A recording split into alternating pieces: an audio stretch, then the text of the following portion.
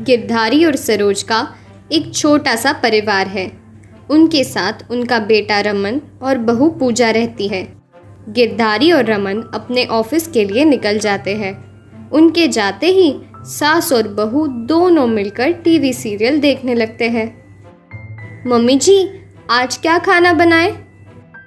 अरे बहू, कौन इतनी सरदर्दी लेगा? रोज की तरह स्विगी से ऑर्डर कर दो। आज चाइनीज खाने का मन हो रहा है बहू। जी मम्मी जी, फ्राइड राइस और मंचूरियन ऑर्डर कर देती हूँ। हाँ बहू, कर दे। चाइनीज खाएंगे और चिल करेंगे। पूजा अपने मोबाइल से ऑर्डर कर देती है। थोड़ी देर बाद घंटी बजती है। मैं देखती हूँ, लगता है ऑर्डर आ गया। सरोज डिलीवरी लेती है। माँ जी, मैं कुछ दिनों से देख रहा हूँ आप रोज खाना बाहर से ऑर्डर कर रही हैं। अगर आपकी गैस खत्म हो गई है, मेरे पास गैस एजेंसी का नंबर है, आप मंगवा सकती हैं। गैस खत्म हुई होगी तेरे घर की। अपने काम से मतलब रख, बड़ा आया। ये कहकर सरोज दरवाजा बंद कर देती है। फिर सास बहू चाइनीज खाने का लुत्फ लेते हैं। भगवान झूठ ना बुलवाए, मजा आ गया। अब जरा मेरे सलमान खान की कोई बढ़िया सी मूवी लगा दे और मजा आ जाएगा। जी मम्मी जी, लोग तो यूं ही अपनी सास की बुराइयां करते हैं। आप तो साक्षात भगवान का रूप हो। फिर दोनों मूवी देखने लगते हैं। दोनों का रोज यही काम था। गिरधारी और रमन ऑफिस से वापस आ जाते हैं। पूजा, खाना क्या बनाया है? अरे, आज माँ जी का दाल मखनी और लच्छा पराठा खाने का मन था तो बाहर से मंगवा लिया। अभी लगाती हूँ। हे भगवान, आज फिर बाहर का खाना। पूजा खाना लगा देती है। चारों मिलकर खाना खाते हैं। बहू, कल सुबह छोले भटूरे मंगवा लेना। जी मम्मी जी। खाना खाने के बाद सास बहू फिर सीरियल देखने लग जाती है। गिरधारी और रमन छत पे टहलने चले जाते हैं। पिताजी, मैं तंग आ गया हूँ रोज बाहर का खाना खा के, और दिन प्रतिदिन माँ जी और पूजा आलसी होती जा रही है। हाँ बेटा, मैं तो इस उम्र में खाना ढंग से पचा भी नहीं पाता, और तेरी माँ तो चटकरे ले लेकर खाना खाती है। एक आइडिया है पिताजी। रमन अपने पिताजी के कान में कुछ कहता है और दोनों नीचे चले जाते हैं। अरे, मैं तो बताना ही भूल गया। मुझे कुछ दिनों के लिए काम से मुंबई जाना है। मेरा बैग पैक कर देना। ठीक है। अरे सुनती हो, मुझे कुछ दिनों के लिए मुंबई जाना है। ठीक है। अगली सुबह दोनों घर से निकल पड़ते हैं और पास के शहर में एक कमरा किराए पे ले लेते हैं।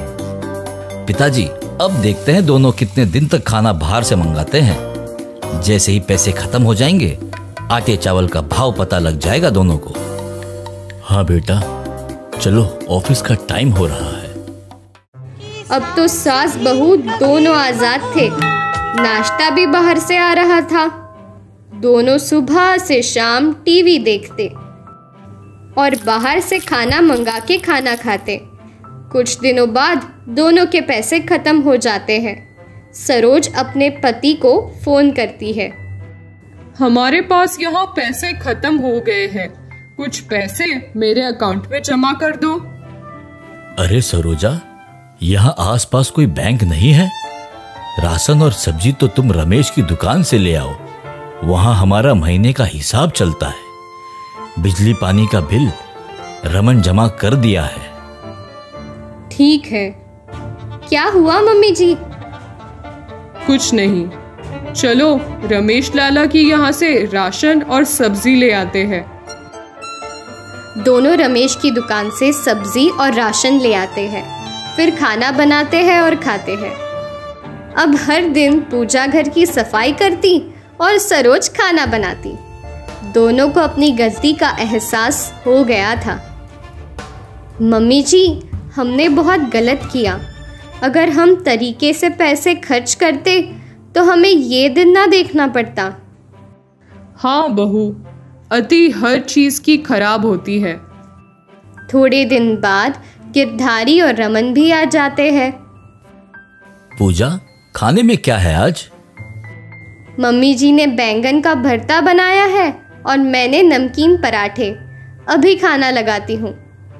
लगता है आइडिया कमाल कर गया। और दोनों हंसने लगते हैं।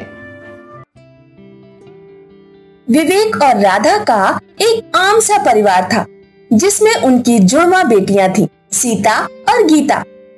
सीता अक्सर किताबों में घुसी रहती थी और गीता को तो पढ़ाई एक आंख नहीं भाती थी। वो पढ़ाई की बुक के अंदर कॉमिक्स पढ़ा करती थी।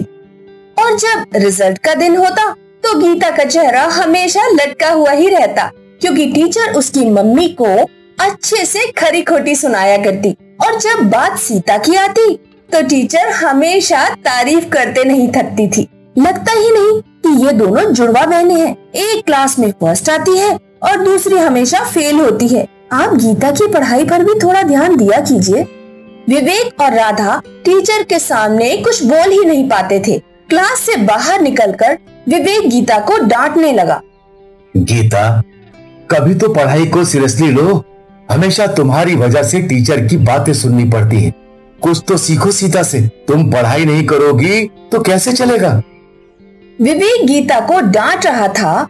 ये सब पीटी टीचर ने देख लिया और वो वहां आए। Good morning sir. Good morning Geeta, good morning. आप इसे डांट क्यों रहे हैं?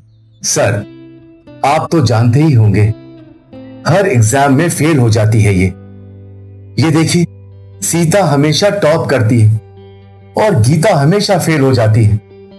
टीचर हमेशा गीता के लिए सुनाती है। अब आप ही बताइए, इसका क्या करूं?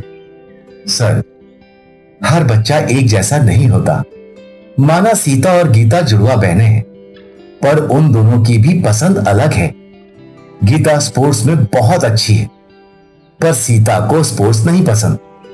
आपको गीता को उस चीज में सपोर्ट करना चाहिए जो उसे पसंद है। अगर गीता को आप सपोर्ट करेंगे तो वो बहुत अच्छी बैडमिंटन प्लेयर बन सकती है। मुझे गीता पर बिलीव है। मैं खुद आपके घर आने वाला था ये पूछने कि क्या मैं गीता की ट्रेनिंग स्टार्ट कर दूं? पीटी सर की बात सुनकर विवेक और राधा को लगा कि उन्हें गीता को भी सपोर्ट करना चाहिए। ठीक है सर, आप इसकी ट्रेनिंग स्टार्ट कर दीजिए। अगले दिन सुबह सुबह पीटी टीचर गीता को पिक करने आए। वो दोनों दौड़ते हुए बैडमिंटन ग्राउंड पे गए और वहां अगले 2 घंटे गीता ने बैडमिंटन प्रैक्टिस की। गीता बहुत फोकस्ड थी। ये सिलसिला 2 महीनों तक चलता रहा और फिर गीता एक इंटरनेशनल बैडमिंटन मैच में उतरी। विवेक और राधा अपनी बेटी का मैच देखने आए। वो लोग दंग रह गए गीता की फुर्ती देखकर। ऑडियंस के मुंह से गीता का नाम सुनकर राधा की आंखों में पानी आ गया। गीता ने वो मैच जीत लिया और यहाँ से शुरू हुआ गीता का सफर। गीता अब भी अपने पीटी सर के साथ ट्रेनिंग करती थी, पर अब उसे फॉर्मल बैडमिंटन एकेडमी ज्वाइन करनी थी। मैं तो एक नॉर्मल गवर्नमेंट सर्वेंट हूँ। महीने के 20,000 ट्रेनिंग के लिए कैसे लाऊंगा राधा? लेकिन गीता का सपना भी पूरा करना है। बुरा ना मानो तो मैं आपकी मदद करना चाहती हूँ। तुम कैसे मदद कर सकती हो? मैं पापड़ और अचार बनाकर बेचूंगी तो 15-16 हजार कमा ही लूंगी। पर तुम घर का काम करते हुए ये सब कैसे करोगी? आप मेरी मदद कर देना और सीता गीता तो है ही, सब हो जाएगा, फिक्र मत कीजिए।